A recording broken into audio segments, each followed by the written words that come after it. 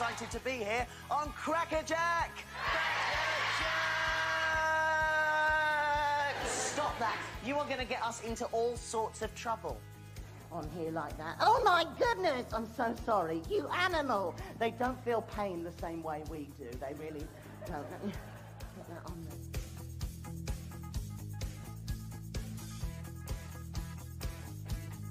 there. Liliana, what is your favourite colour? Blue? Wow, you could have chosen something easier for him to say, like yellow. Flipping it. No, I really like blue. It's my favourite colour. There's something strange going on here. Hello? Come in. No. Why were you screaming? It hurt. What hurt? You stepped on my toe. No. I trod on your pedal. That sounds worse. Leave it. What a lovely audience. Grandad, they are fantastic. Grandad, what you doing? I'm waving. Yes, I can see you waving. Who are you waving at? That lady over there on the front row in the blue scarf and the lovely blue top. Why are you waving at her? She's very nice. So what's your name, my darling? Susie. Susie? It's Susie. Susie. Sorry, Susie. Oh, Susie. Grandad, sit up. She's called Susie. Yes, I know she's called Susie. You let me carry on? Okay, thank you. So, I fancy Susie. No! I'm sorry. Grandad.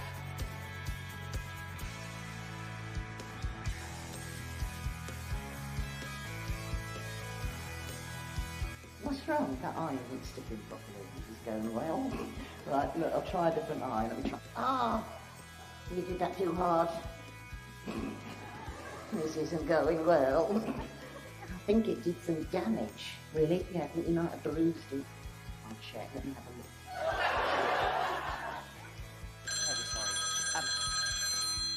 Hello? Hello? Yes, it is, yeah. Yeah, right now, yeah. What? Oh, the famous ventriloquist distant phone voice. Yeah. What? No, I can't do it, no. Bye-bye. Right. I'm just really looking forward to my summer holidays. You are? Yeah, I've got it all booked up and ready to go. Really? Yeah, that's fantastic. Yeah, where are you going? Where are you going? You got the lines mixed up there, didn't you?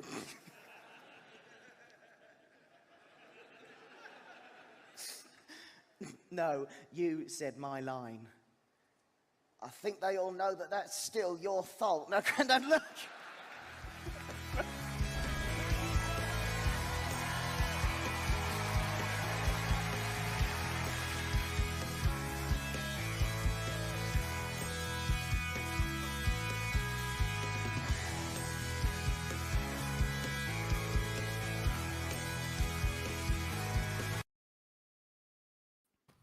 Hello and welcome to Landon Live. My name is Landon Harvey, and today we have the hilarious Max Fulham. Max, how are you doing today?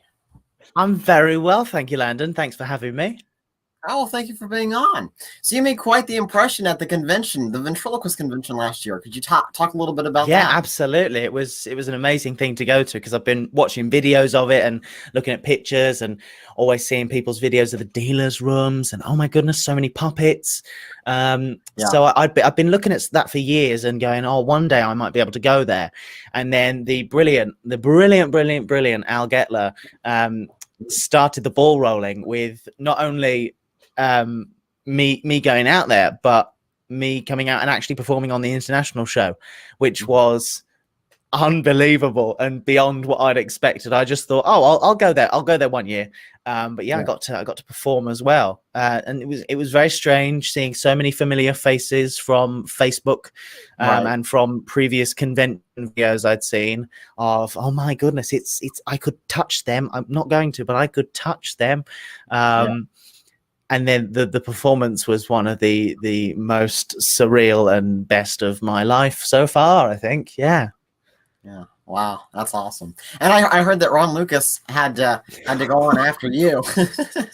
Yeah, so Steve-O, who wonderfully compares, he was chatting to me, and Ron Lucas turned up on the day of that show, and oh my god, Ron Lucas, amazing. And Steve had an idea that we could get Ron to go on at the end as a surprise at the end of the international show, and I thought that was a fantastic idea, because Ron Lucas. So Ron had given me a little gag, something to do with states that I can't remember and didn't understand. But he'd given me a little gag to introduce him and get him on. And the guise was that Steve-O would say, oh, Max, have you got any more you could do? And I'd say, no, but maybe I could give someone new a chance. You know, this person I've met at the convention, they're doing some nice work. They're up and coming, blah, blah, blah. And then, of course, Ron Lucas walks out.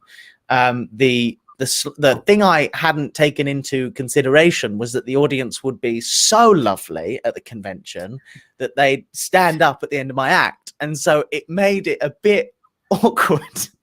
Because I was like, oh, thank you so much. And then Steve-O was like, do you have any more? And the audience were like, yes, do you have any more? And I was like, no, I don't. I've given you everything. But here's Ron Lucas. And it was still an amazing surprise. And, you know, to have Ron Lucas walk out on the same stage as you, never mind get to introduce him. That was amazing. Yeah. Yeah, wow, that's awesome. Yeah, I've talked to multiple. I wasn't able to make it last year, but I've talked to multiple people that said you killed, and of course, you shared a little bit of your performance with in the video that you had on the virtual ventriloquism variety show. Yes. And that was just hilarious. I love that joke. And you'd said that you tried it other places and it didn't work as well. And I didn't realize you were serious about that. Well, yeah, it was a gag I came up with for the convention. So when I said that at the convention, it was a little lie, as in, oh, I've tried this at other places, but no one else gets it. But I have done it since well, as you saw in the show reel, that wasn't at the convention. That was at a different convention, actually. That was the Blackpool Magic Convention. So the largest magic convention in the world. And I was like, I think they'll have enough understanding of Vent because it's an allied art. I think they'll have enough understanding that I can do this gag, and it did work there, but obviously not as well as it did at the convention. And it was so funny. It made me laugh so much when that got such a laugh. Yeah, and it's a great space too, because everyone's packed in, and when you hear a laugh, it's a wave over you. Oh my goodness, I miss the sense of having people packed together and laughing, because it's the best sort of laughter. Because you hear jokes and you watch them land in different places and spread, and it's wonderful. You see a joke land with Trish and Laurie over there, and then spread throughout the room. Yeah, it's great. Wow, that's phenomenal. How'd you get into ventriloquism? How did I get into ventriloquism? My parents bought me a puppet for Christmas one year. We're saying I was 9 years old. That's when we think it was. I think it was I was 9 years old for Christmas. Parents bought me a puppet. I think I must have shown an interest in like little hand puppets or something. And they bought me a puppet by Living Puppets, German company. They do, they're toys, but they're lovely puppets. I mean, it's the same makers, Terry Fator's first Emma, what he did on AGT. That sort of look to it. The big mouth. Ones. So that was my first puppet. It was a little puppet called Ben, which is a stupid name to give your first puppet as a ventriloquist. Looking back, hindsight is a wonderful thing. Great work, Max. You've fallen at the first hurdle. So I was given that and I became completely obsessed, basically. And we're of the age where we can't say that, we saw some great ventriloquist on this beautiful ornate stage. We say, saw Posen on YouTube. And that is, I saw people like Ron Lucas doing like Scorch on Letterman or something like that.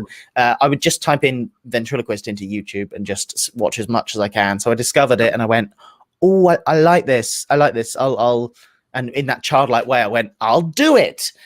So I did. I taught myself, practiced, and I suppose it went from a stage where I was bad and like aunties would say, that was very good, to the point where I became fairly good at it and the compliments became genuine. What was that? I mean, did your family, did they ever just think, this is just a passing thing that he's just picking up right now? Well, I would assume that my parents when I was 9 years old, they thought, oh, what a lovely little toy we're buying him for Christmas. They did not think, oh, what a lovely career we're buying him for Christmas.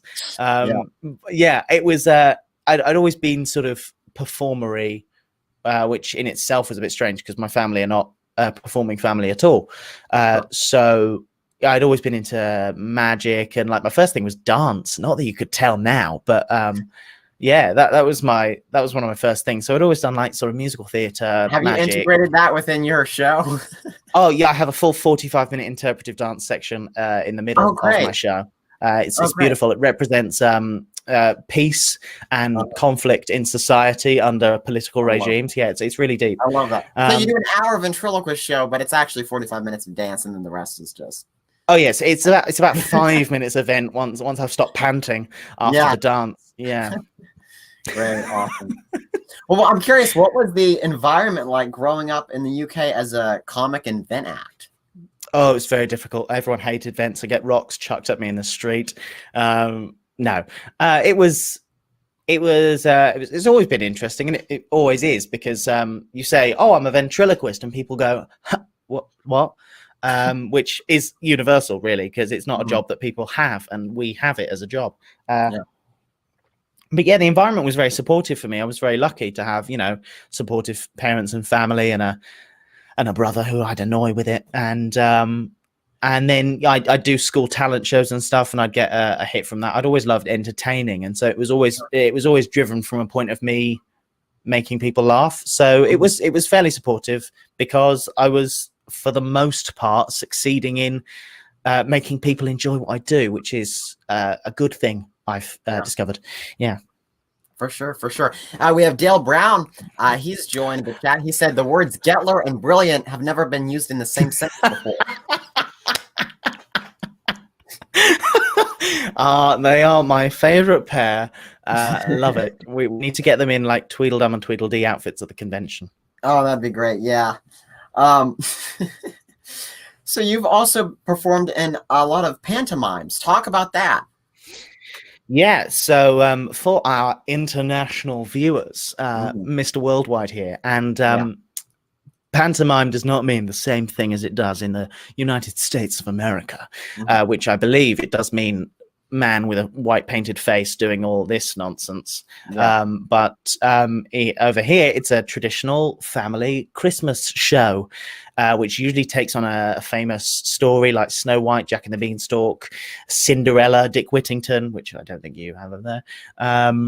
Peter Pan sometimes as well. Has sort of those set stories, and then it's a bonkers version of that with a man playing a woman who's known as the Dame, sort of very over the top female motherly character, and then you've got the comic. It's very traditional. They've been going on since like the 1700s, in some form.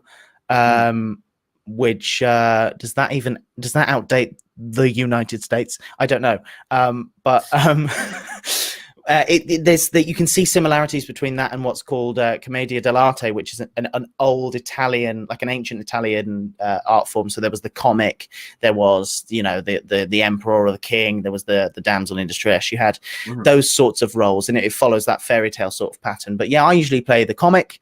I've been doing them for 3 years now, so I've only done Aladdin. Actually, every year it's been Aladdin, but that's my favorite one to do. So wow. Have they always had a ventriloquist as the comic, or is that something more recent? Because no, not at all. So it's not like we must find a ventriloquist for this comic role, because there's not enough to go around. There are hundreds of pantos going on, amateur and professional around the UK.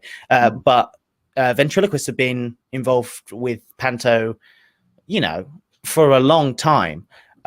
Because as things became, so celebrities appear in pantomimes that usually have names to draw people in. So it doesn't take itself seriously. It's a very self-acknowledging, no fourth wall. It's all with the audience. So it has that sort of feel of a variety show. So variety acts have always slotted into it, whether it be gymnasts, jugglers, special acts, like ventriloquists. So you've got you got all sorts. Keith Harris, with Orville and Cuddles, he was a big star of panto. But yeah, ventriloquists have been doing it for a long time and still do. You know, Paul Zerdin has for the last few years taken centre stage at the Palladium, which is, you know, an incredibly famous theatre in London. I've been doing various venues in panto, and a good few other ventriloquists as well. Wow. And you had your photo on a bus or a cab or something, didn't you? Yeah, so that must have been neat. I mean, did you expect to see that, or was bizarre. it like? I didn't expect to see that at all. Yeah. So the Christmas Just Gone, the panto I did was with Kudos, who are the biggest pantomime company in the world. And so it's a big deal. They're huge production shows. They look stunning, and they really are spectacular. And so I was with Christopher Biggins was our dame, so he played my mum. He's a big name over here, and is sort of known for being a pantomime dame. So he's been doing panto dame for a long time, and it's quite prestigious in that sense. But the advertising for this not only involved my face in a massive way across the front of this theatre, but on the train barriers, and basically the staff at the theatre said, we might have the poster on a bus. And I said, my face will not be on a bus. And they went, we think it will be. And I went, well, if you do get it on a bus, I'll buy a massive jar of sweets for you and the team. And then lo and behold, I got a tweet from the theatre saying, you owe us some sweets, because there was my face on a bus. And it was bizarre, totally bizarre. So neat. Was there anything that you learned in that panto that you take and use as a performer today? Oh my goodness. Panto is almost the place to learn, because you're doing 2 shows a day for a month, if not like 6 weeks. So how spaced out are those in the day? Those 2 shows? You'll do the Christmas Just Gone, we were doing a 1 and a 5 was our most usual thing. So you do the show at 1, you finish at maybe like 2:30, 4ish, and then you reset, maybe have a bit of dinner, and you reset your props. Well, in my case, you reset all your props, and then you go again, and that is 6 days a week for a month to like 6 weeks. So I think the year before that I did 64 shows, and some 3-show days. So we'll do 3 shows, which is it's an intense period, but you learn a heck of a lot, because you know, I'm doing my act twice a day for a month. So not only do I learn stuff about my own act, I learn stuff about the craft, learn stuff from other performers, because I get to work in a cast and not be a lonely ventriloquist for one. Which is beautiful. So and it's actually your material that you wrote. It's not part of a script with the other thing. So it's sort of a mixture of both. So I'll usually appear in scenes without a puppet, which I do actually quite like. It's like, I have 2 hands. Look at them. Look at both of them. I have both. Look, you can acknowledge me now. Yeah. So the year before last, there was a big, what's called a slosh scene, which is very slapstick and very messy. So, I wasn't with a puppet for that one, but, I got covered head to toe in gunge, and I was sliding around the stage, and it was absolute madness. It involved a quick change shower mid-show. It's mad. But, you learn a heck of a lot, because you're with other people, and you're often with very experienced professionals. You learn a lot about audience stuff, because you're constantly referencing the audience. It's a very interactive show. The kids and the adults, everyone is shouting out and stuff. So it's a massive learning ground. And ever since the first one I did, I've always wanted to be a part of panto. And that first one I did, I went, wow, this is something else, and I've been hooked. That's phenomenal. That's really neat. Have you ever gotten any character ideas from it, or anything like that? Any inspiration, or maybe written new lines while you're lines do develop. So the year before last, when I was in an independent production, so the theatre produced their own panto in Cambridge, which was just such a lovely atmosphere. But things evolve, so something will go wrong one day. Say, for example, in that slipping and sliding scene, I get stuck in the washing machine. I know this makes no sense, but I'd get stuck in the washing machine. We then, me and the dame who were in that scene, we go, that got a really good reaction. Let's play that and keep that in. So there are some Panto does have things go wrong, and sometimes they do genuinely go wrong, but sometimes you have planned ad libs and that sort of thing, and they take the house down. And that is actually another thing I've learned how to do. I've had to learn how to ad lib and have something go wrong and play it for real every single performance, especially in the last one I just did. There was a scripted routine with 3 of us where we'd be doing a tongue twister, and I had to muck up the tongue twister and accidentally say a rude, or just about say a rude word. But I had to play that for real every single show. And you get halfway through and you go, how do I do this again? And how do I make this seem fresh and for the first time and genuine? Right. And the sort of the way you know is when audiences walk out and go, oh my goodness, well, actually the time we went to see it, we got to see him do he actually mucked up when we went to see it, and they go out feeling like they've seen something special, which is so nice. Yeah, it's phenomenal. Bob Ramba is here with us. He's commenting. Yay. Do people still talk about Norman wisdom? Yeah, people still talk about Norman wisdom, not in everyday life. It's not like a greeting we use. Norman wisdom to you, but yeah, Norman Wisdom's a huge name and was a massive star of Panto. Great comedian, yeah. Good. Phenomenal. It's great. Can you share how you decide to add a character and to write for one? Oh, it's really interesting because I feel like I don't obey the rules.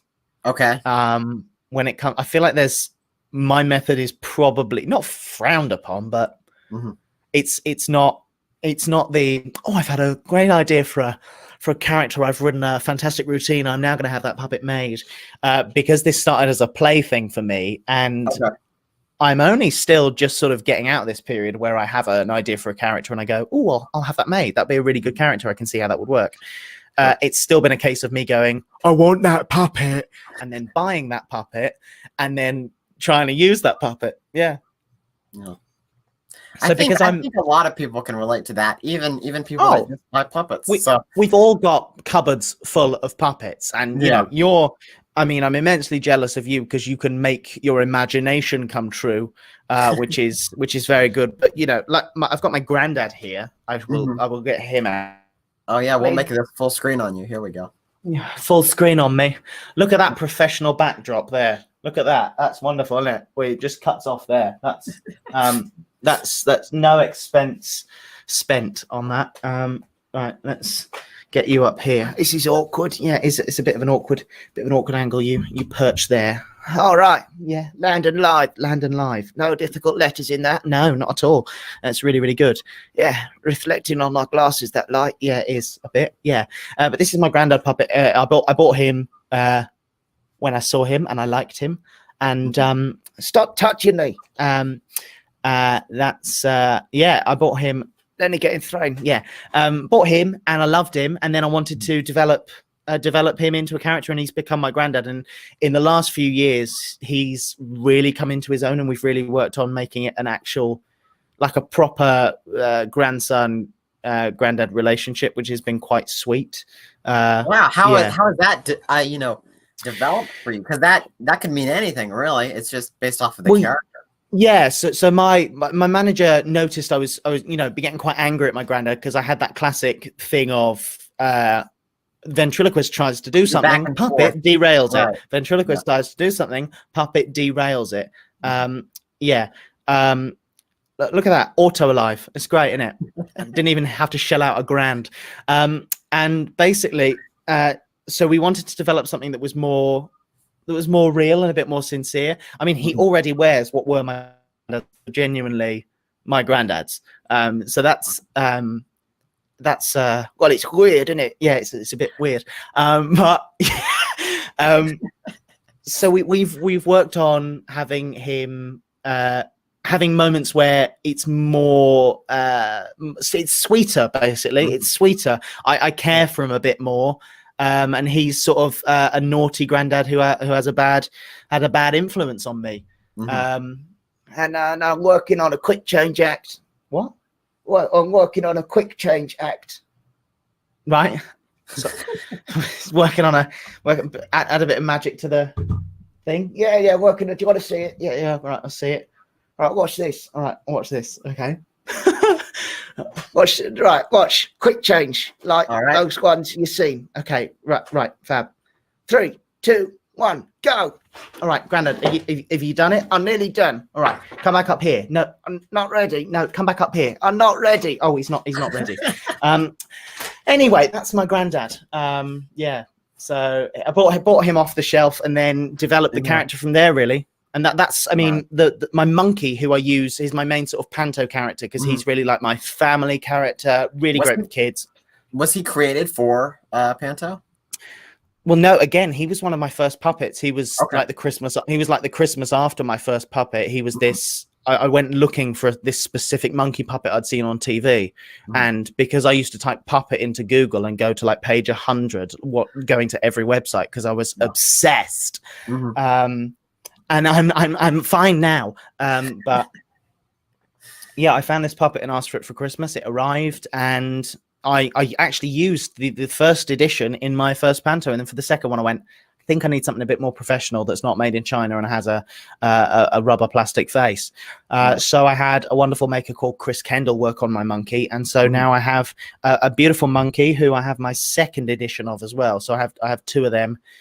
Which is great. I mean, that's an amazing thing. I really felt professional when my first like update of a character, my first custom professionally made update of a character came through. That was a big moment. So sometimes it comes with that in buying. I do like to experiment in terms of buy the cheap puppet, see if it works, and then you can have it made if it really does work. So yeah, it does vary for me. Sometimes, for example, nowadays, I sometimes do have an idea for a character and then get it made, which feels very professional. It really does.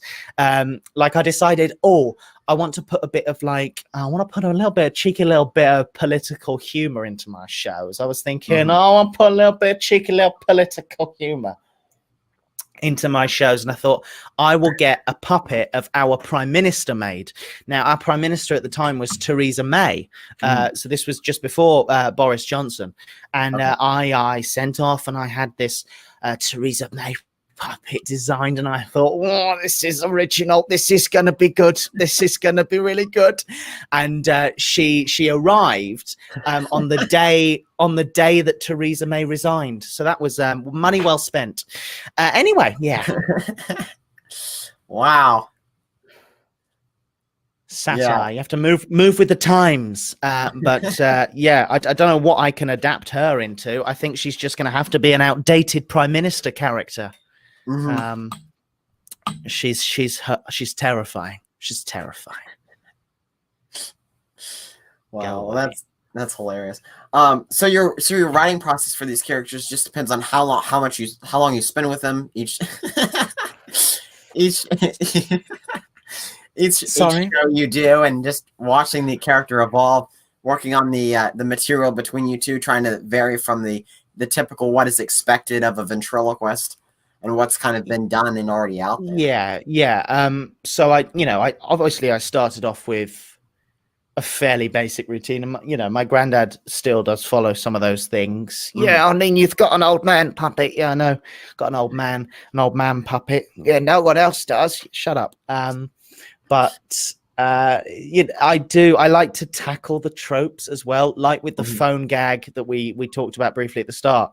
I like to tackle those tropes head on, especially when they're well known. But it's even funnier to me when I have to perform them for a group with a specialist knowledge who go, "Oh my god, that's really funny," but it will not work outside this room. But yeah, so it comes a case of sometimes I go, right, I need a new routine for this, bounce about concepts for routines, and I will, sit down and write or work with someone on that. And then sometimes it happens organically. I think I'm still discovering my writing process, I feel. And at the moment, seeing productive people on the internet is the worst. People doing flipping yoga on their Instagram stories. And I'm sat on the sofa eating crisps going, how do you do funny? And you sometimes forget. I mean, I'm really admiring your output. You're putting out so many things, like your TikToks are coming out at a rate of knots, and you've now got such a following that you're able to bounce their comments, and that's a really fantastic thing you've got going there. But your gag rate with stuff like Views News as well, you're writing gags, and that's such a great thing, which I'm still finding my feet with gag writing, because I tend to go for stuff that is very stupid. But there's an audience for everything, and I'm curious. I want you to talk a little bit about words are hard. A little bit about that. How it varies when you write a sketch comedy, like a something you post on YouTube or maybe your Facebook page, versus when you're writing for your own vent act. Does the writing process differ? Are you able to do ideas that you wouldn't be able to do on stage? What's your approach to that? Oh yeah, totally. I mean, I did. We'll probably talk a bit more later about the stupid series I did at the start of all this lockdown, called Drivel Peddler. Drivel Peddler, yes. And that was sort of ideas that I'd had for ages that I knew I couldn't translate to stage, as well as some ideas that I just wanted to do, and ideas that were too weird for the mainstream gigs I was doing. Like I was like, oh, they won't appreciate this because it's a bit strange. And I'd been wanting to do a series like that for about a year. And so then the world stopped and I went, well, this is actually really convenient. But no, all the work was cancelled. So I thought I might as well do something. But yeah, right. So sketch writing is, I do like doing little sketches online. And usually that comes from a concept. Sometimes I'll script it fairly heavily. Other times I'll do, predominantly, I tend to just do takes wild and just improv. And then I'll have my vague skeleton and improv around that. And then if I go, oh, that was really good, instead of cutting that together, I will then do another take and add in what I wanted to do. So it's definitely a different process, and I'm getting a lot more used to that because I've done a lot of video content over the lockdown for both my own release and for jobs as well. Yeah. So it's been a bit of a learning curve, learning how to do all this technological stuff as well. Yeah. But it's a great way to stay in the loop and show people that you're still there and still alive. Isn't it? Yeah. You sort of have to keep your profile going. And also it was as egotistical as it is, the likes are the only way we even feel something vaguely similar to applause and get that little bit of, oh, I remember that. And also when you just lose your this is not me keeping it light, but when you just lose your funny, like in the middle of lockdown, me just sitting there going, shall I just not do this? I should get a job at a supermarket and make people laugh at the till, because people will laugh more when yeah, but yeah, it's the tears of a clown. It really is. They'll make a movie about it someday. They won't. It's boring. But yeah, it's that sort of thing. It's when you lose your funny, sometimes posting a video on social media, as well as for the cynical reasons of keeping your profile up, sometimes it is an organic thing, igniting that passion you felt at the start and entertaining people in as sappy a way as that sounds. Well, and you're killing it on Instagram too with your series, The Misspelling Bee. Yes, the misspelling bee, that was an idea I had and thought would last approximately 1 week, but I have currently been doing it for about 10,000 weeks.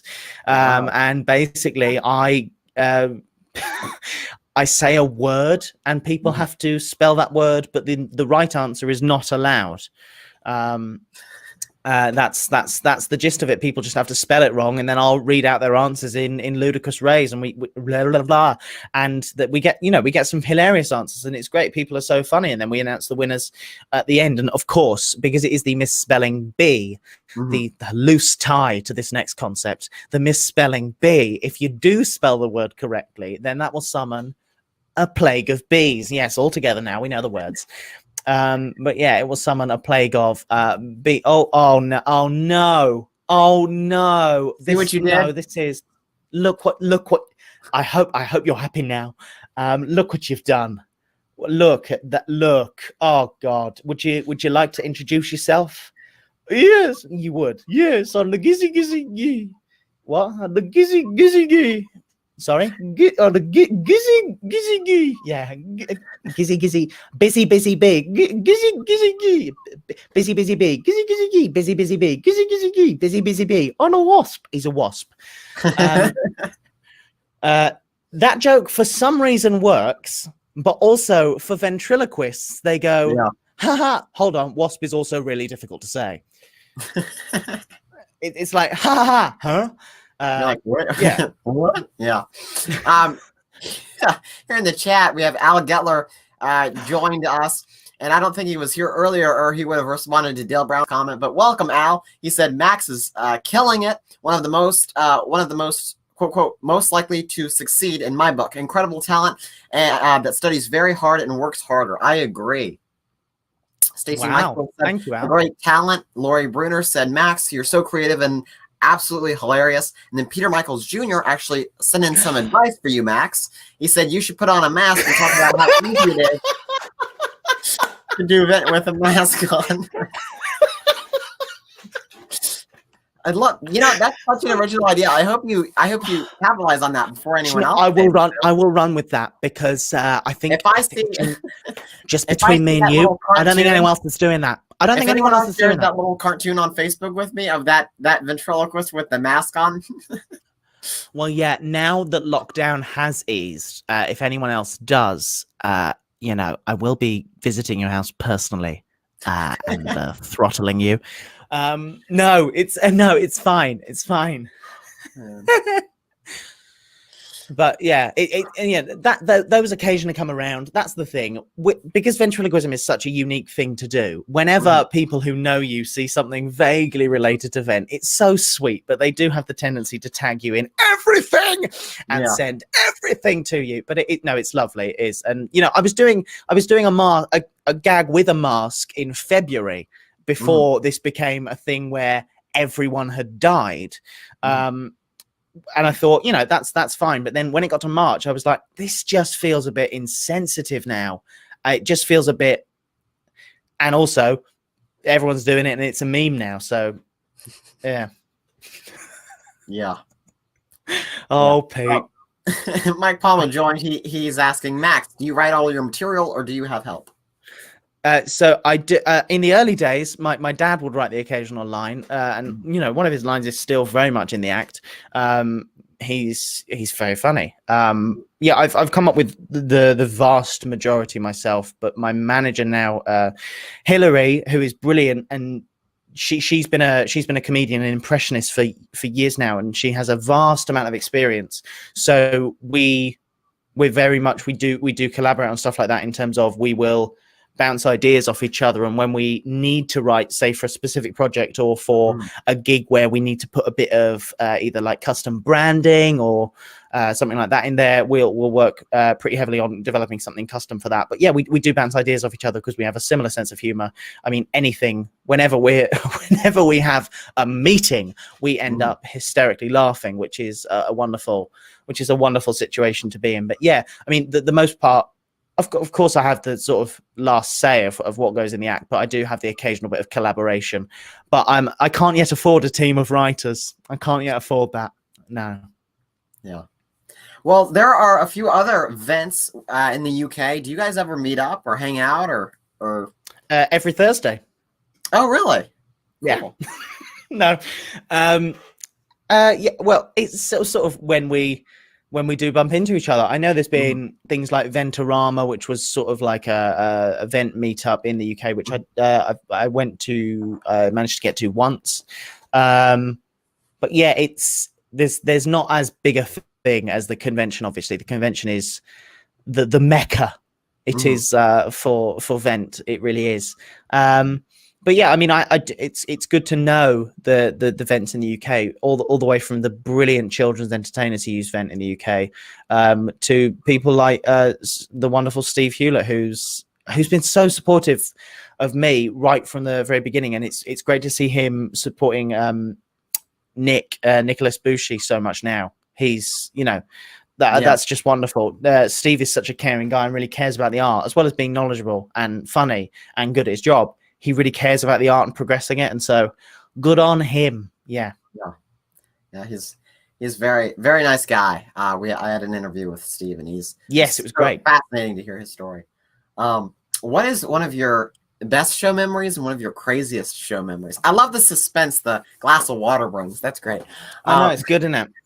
It's like a job interview. Yeah. Yeah.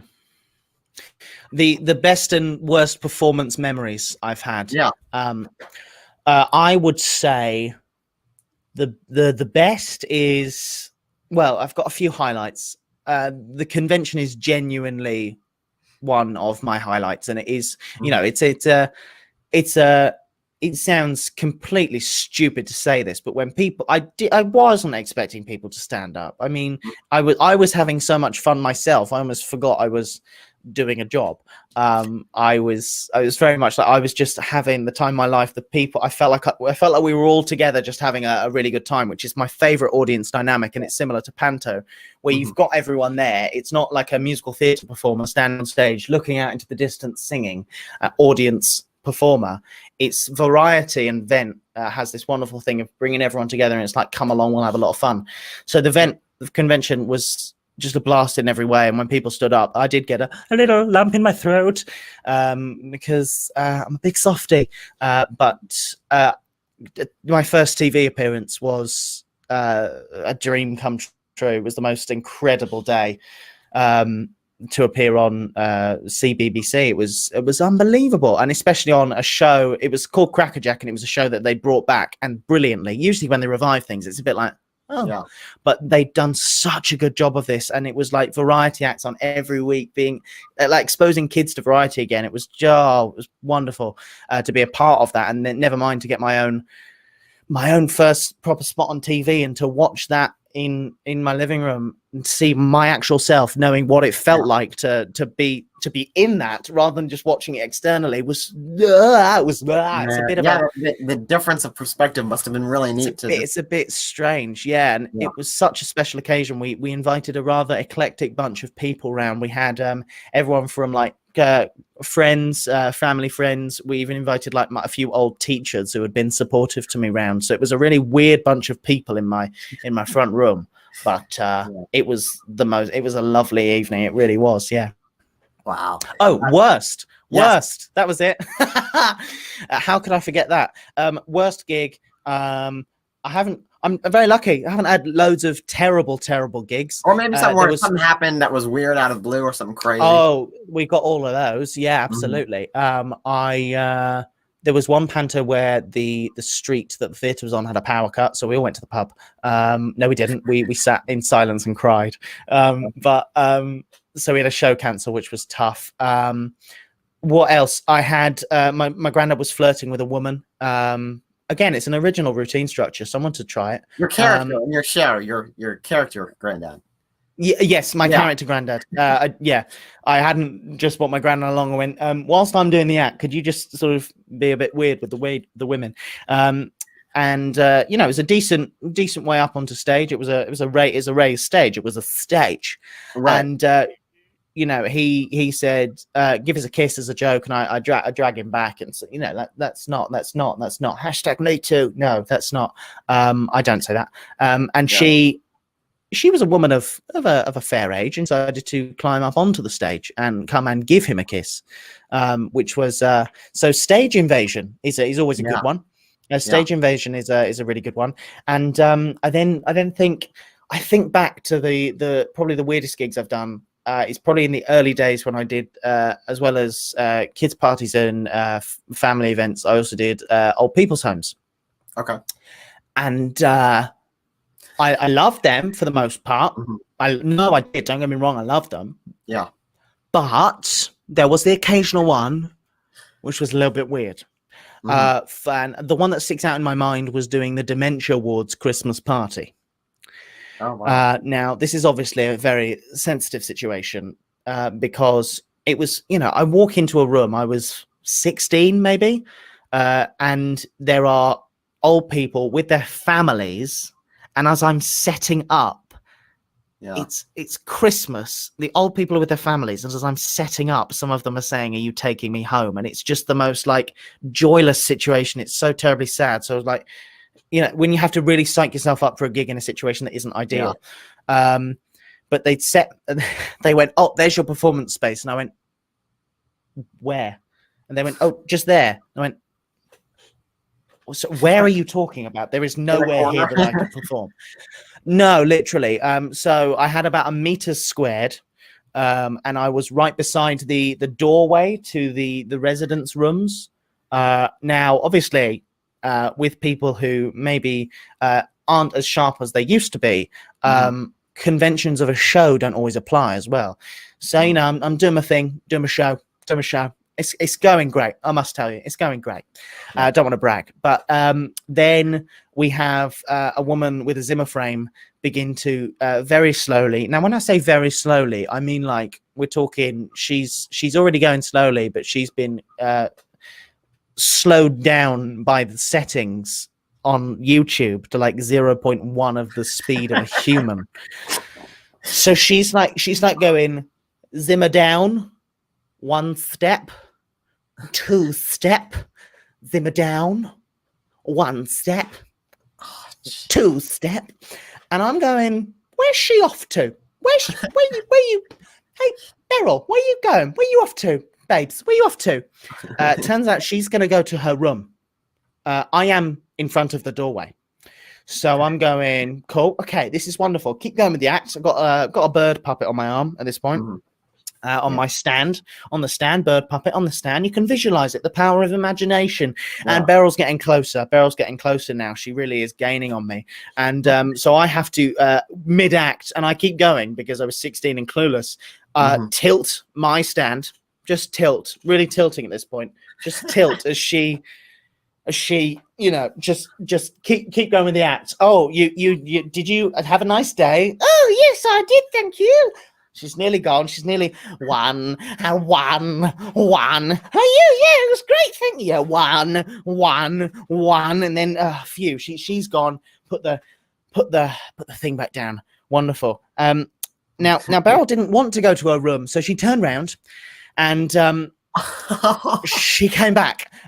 So I lost my mind and started humming the Chariots of Fire music, which is the classic slow motion music. Dun, dun, dun, dun, dun, dun, which was terrible of me, but I had to amuse myself at that point. But other than that, it was it was a lovely gig. I did love doing those gigs. They were really special because obviously ventriloquism, as such a traditional art form, sparks so much joy in an older generation as well. And when you can bring it to them, and also the fact that you walk in and they go, "Oh, young man," they're a bit, all the old women love it. If I was 60 years younger, it's like, all right. Yeah, absolutely. And I had one lady called Veronica after a show. She said, I really did. That was very good. I really did enjoy that. And I went, oh, thank you so much, Veronica. That was lovely. The only thing was, Veronica was asleep for the entire 45 minutes. So, Best nap of my life. Yeah, love a comedy nap. Man, oh wow, that is great. Well, what are you currently? I mean, what are you any current projects you're working on now, or anything that you have planned for the future that you want to share? Well, at the moment, I'm just sort of ticking along. I'm doing some weekly gigs and stuff, little live things, and also creating some video content as a little job, which is quite nice. I've got my backdrop. It's very professional. But yeah, I'm working on things. I'm sort of trying to update my routines, write some more jokes, be a bit funny. And I'm thinking of a few new characters and a few new direction sort of ideas in terms of things like, instead of just the sort of what I would refer to as mainstream, nothing wrong with it, shows that I do at the moment, all sorts. There is also something I really like to do in a sort of more fringy style. Don't know if that reference translates, but more like what you'd see at like an art center in the UK. So something that is a bit more like a small scale production show where I can I can have a bit more of an arc to my show, as well as sort of ups and downs, and maybe moments of a possible moment of sincerity between me and my granddad, which I can then obviously rip apart for comedic effect. But yeah, I like to explore a full show that I could, put on myself. That's sort of the next big project. Probably going to happen for a few years, but just bouncing ideas around, really. Wow, phenomenal. Where can people find you? Where can people find me? Well, I was going to say you can find me in here because I'm really witty as well. It's part of the job. But they can find me on...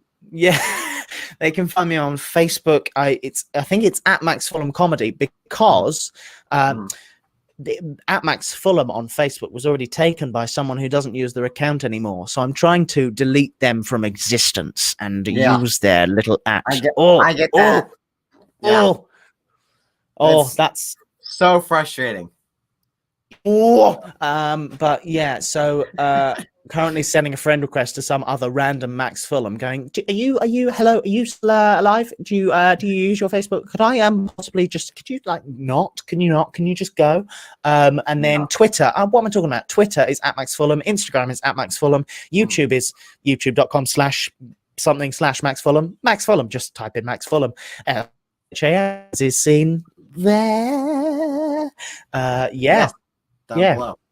Yeah. Always appreciate a little view or a like or a share. It's all bonkers stuff. It's all very bonkers. I think sort of a point of reference that a few Americans at the convention said it was a bit Python-esque. I do tend to go towards the silly as well as the standard sort of duologue between me and a puppet. I do tend to angle towards the silly. Not that you can tell, though. Not that you can tell.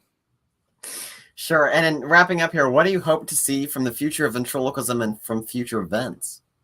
Oh, I like that question. That's a really good question. I would like to see.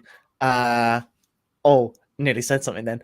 I would like to see just more experimenting with the style, really, and also a consciousness of what's gone before. I think it's really important to study what's gone before. I watch a lot of old clips. I think that's so important, because you can't progress an art form without knowing what's gone before. So a knowledge of what's gone before, innovating on what you can use, maybe look at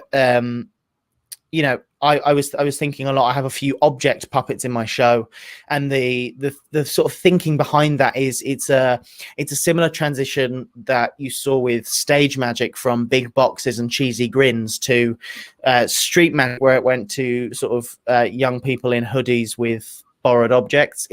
So there are a few things in my show. I have a talking pedal bin, and that's come from a place of, I love puppets, like I really love puppets, which is why I have too many. But I think it's quite cool to give voices to ordinary objects, and just play around with then can be done without a puppet, because obviously originally, way back when, it was used to conjure up the spirits. So there's no limits on what you can do with it, really. Yeah. And what do you hope to see from future ventriloquists, the youth? More of those masks, because they are fab. Though, like when you put it on and that you make them, and it's really funny.